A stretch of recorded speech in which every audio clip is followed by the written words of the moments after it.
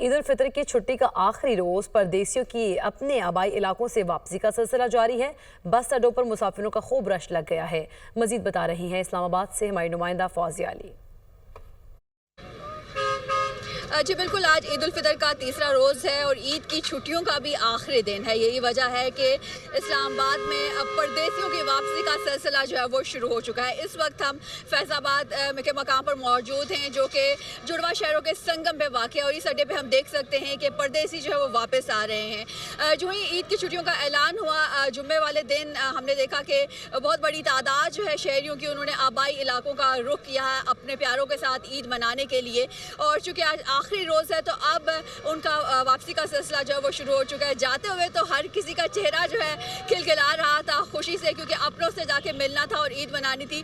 ابھی کچھ ہمیں مایوس اور اداس بھی چہرے دکھائی دے رہے ہیں، کیونکہ کل سے دوبارہ سے وہی روٹین دفتروں میں اور اپنے کام کاج پر دوبارہ سے نکل جانا ہے۔ تو خیر، اس وقت ہم دیکھ سکتے ہیں کہ شہریوں کی بہت بڑی تعداد جو ہے وہ اس وقت واپس آ رہی ہے، اسلام آباد اور راولپنڈی کی طرف آ رہی ہے، اور ان کا یہی کہنا ہے کہ عید تو بہت اچھے طریقے سے منائی ہے، لیکن اب کام ہے، کرنا ہے، کل سے اپنے جو ہے نارمل روٹین پر واپس جانا ہے۔ جی